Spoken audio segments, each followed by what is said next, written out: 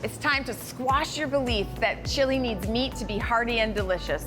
Today I'm using winter squash to create my Three Sisters Southwest chili with double cornbread. I'm Chef Heidi Fink, and that's what we're cooking on the coast.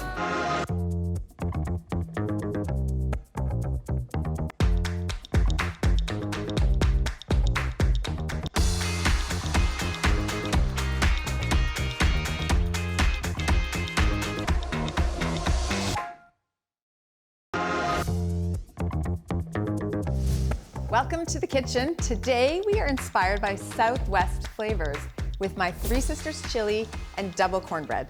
Three Sisters is the Mesoamerican trio of corns, beans, and squash that grow so well together and also provide perfect nutrition. So this is a vegetarian meal with a ton of flavor.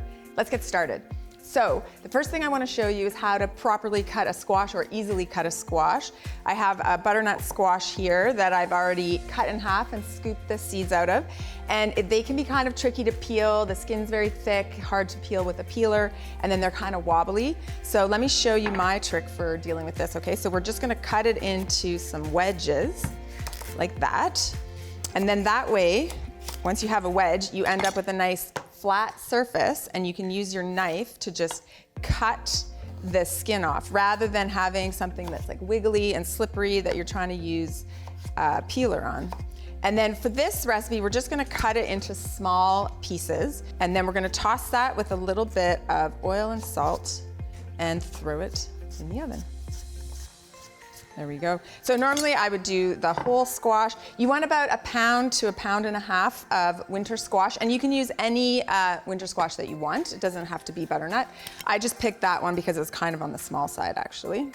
It was about 1 pound, 1.5 pounds. So I've added a bit of olive oil to that, and you can use any oil that you want, and then I'm gonna add a little bit of salt, and we're gonna pop that in a 400-degree oven. Now, if you have a convection oven, that's even better because the squash will cook that much more quickly. So I always like to get that in the oven first, and then that can be cooking while we do the rest. Okay, so here we go. I've got a parchment-lined tray. So you want to spread that into a thin, even layer, like so you get really nice air circulation, and try to get the squash sort of about the same size pieces so they cook evenly. Now I'm gonna throw that in the oven for about 20 minutes.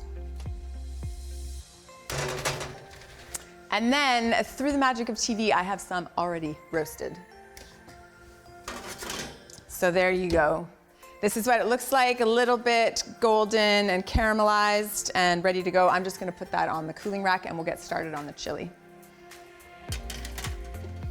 So for the chili, the first thing we have to do is saute some onions. You wanna be careful that the onions get cooked nicely. They want to be really nicely translucent and picking up a bit of brown. That helps really deepen the flavor, so you don't want to undercook the onions. That's why I started this earlier, because it takes about 10 minutes to get to that stage. So once you have them, so they're translucent and there's a little bit of brown, you can add half or 1 bell pepper, depending on how much you like bell pepper. I have a small green bell pepper. You could use any color you like. I'm not the biggest fan of green pepper, but for some reason in chili, it just seems like the right thing. And I also like the contrast of the green with the orange from the squash, the yellow from the corn, the red from the beans. You know, we want it to look like a rainbow all the time. A rainbow on your plate, right? That's what they always say. So we're gonna saute that for just a minute or two, and just to soften the pepper slightly. Then we're gonna add a bunch of spices. So here I have 4 cloves of garlic minced. You could put less or more depending on what you like. I have 3 to 4 tablespoons of chili powder. I have a full tablespoon of cumin powder. I have half a teaspoon of coriander, half a teaspoon of oregano, and 2 of my secret ingredients. We have some smoked paprika. We're gonna put half a teaspoon, and half a teaspoon of cocoa powder. So just a little bit of cocoa powder, kind of is a bit reminiscent of mole sauce, and it just helps deepen the flavor. So with vegetarian chili, you always want to bump up the flavors and you know, add some richness. So let's measure out our smoked paprika. So half a teaspoon of smoked paprika. I'm just going to add that to one of the other bowls here. There we go.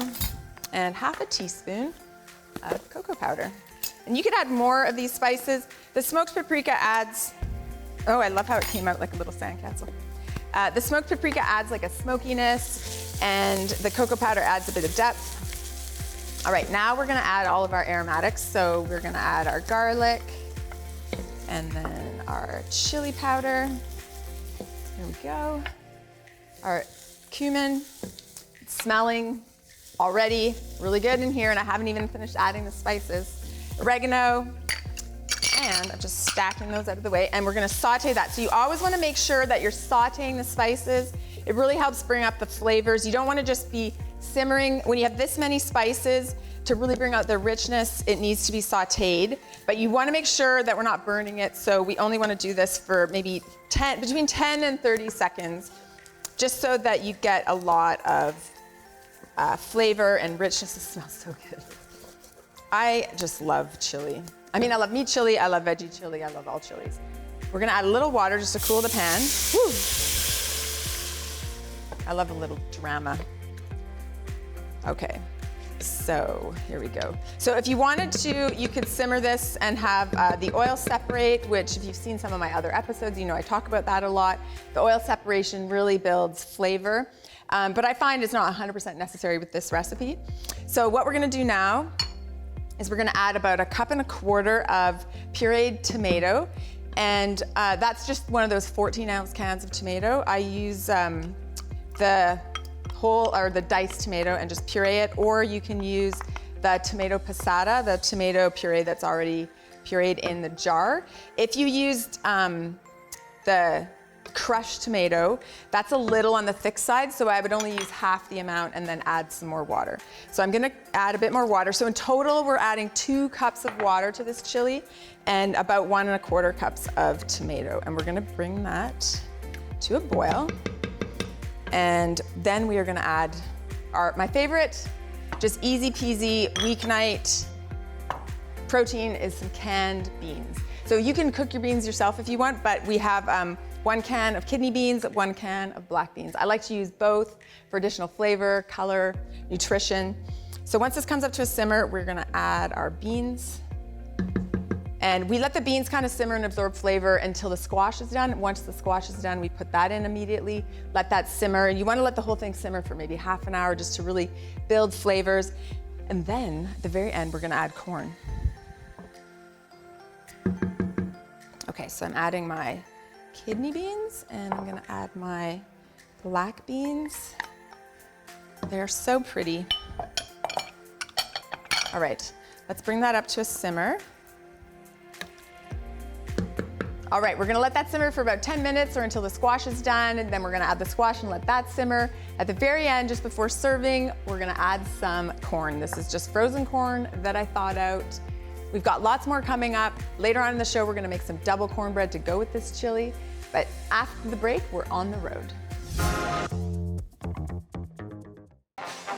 Cooking on the Road is brought to you by Whisk Victoria, the small but mighty kitchen gadget store for every home chef. It's a beautiful morning on the West Coast, and I'm on my way to Salt Spring Island. I'm craving a bagel this morning, which is great news because there's an authentic bagel place on the island, and I can't wait to check it out.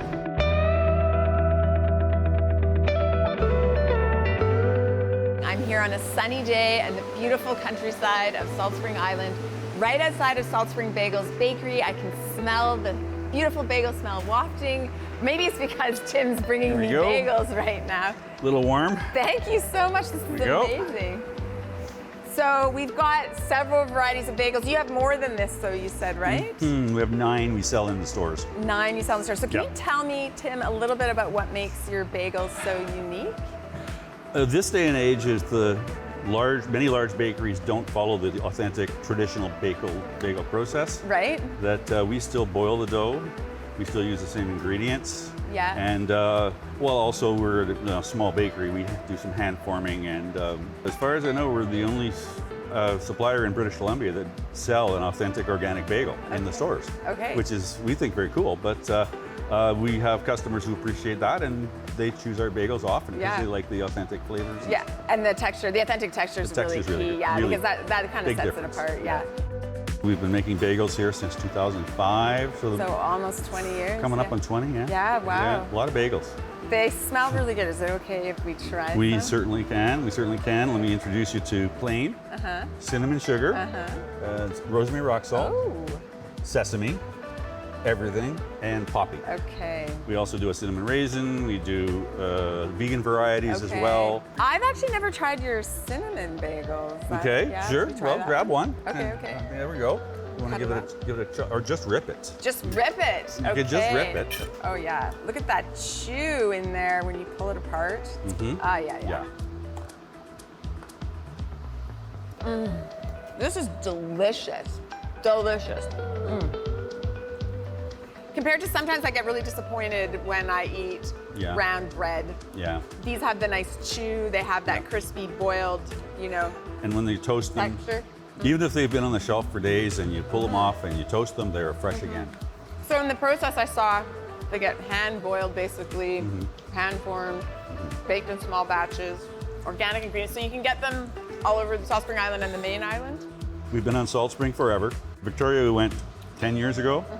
Now they're available also in Vancouver at a couple of stores. Okay. We're keeping busy. We haven't had to pursue our customers. They've generally heard. They and pursued seen. you. So a best kept secret on the West Coast. Well, we think it's an authentic food. It's a really good for you, good quality food. Well, Tim, thank you so much. This was incredible. No problem. You have to try it. If you're ever on the West Coast, drop by a store, pick up these authentic, traditional, organic bagels.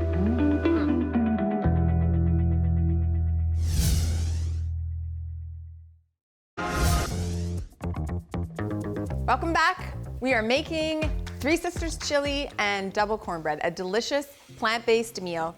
Right now, I've had the roasted squash and beans simmering with the spices and tomatoes and onions for about half an hour. It smells amazing right now. It's rich and beautiful. Now I just have to add the corn, which is the third sister of the Three Sister duo. Three Sisters is a duo, corn, beans, and squash that grow really well together and provide perfect nutrition. The corn grows first, makes a stalk, the bean grows up the stalk, and the squash grows on the ground, provides moisture retention and weed suppression. And when you eat them all together, they provide perfect nutrition and B vitamin complex. So this is an amazing vegetarian meal, and this is something that humans of the American Southwest figured out a long time ago. So we're the lucky recipients of this knowledge and deliciousness. So to make we're gonna let that simmer for, until we're ready to eat it, just on low heat. And I added a bit of salt during the break. I forgot to add it on camera last time, so I added about a teaspoon of salt. Now we're gonna just let that simmer, and then we're gonna work on our cornbread. So the first thing we have to do is melt our butter in a cast iron pan. So I have a hot cast iron pan going right here. Now this is important because we're gonna actually bake it in this cast iron pan. So I'm getting this nice and warm and buttery. We're gonna put the butter in the cornbread batter, and then we're gonna put the batter in this hot pan. If you don't have a cast iron pan, that's okay. You can just make it in a normal pan in the oven, a normal like loaf pan or something, but we are just gonna do it like this because it's pretty good. So in this bowl, I have got 1.25 cups of all-purpose flour, and I'm gonna add to that, I have 3/4 of a teaspoon of salt, teaspoon of baking powder, and 1/2 teaspoon of baking soda. And then we're gonna add to that 1 cup of cornmeal, and we're gonna whisk that until it's all evenly mixed. Next, we have to work on the wet ingredients. So this is where we add our second type of corn. This is why it's called double cornbread, is we're gonna have some frozen corn niblets that I thawed out, about 1 cup, and we're gonna puree that with some buttermilk and some brown sugar. And if you don't have buttermilk, you can use, sorry, I just wanna make sure I measure this exactly. Okay, you can use a mixture 50-50 of milk and yogurt, just for that tang really helps. And the acid in the buttermilk helps react with the baking soda and let the cornbread rise. So we're gonna add brown sugar to that, and then we're just gonna puree that with our handy dandy mixer.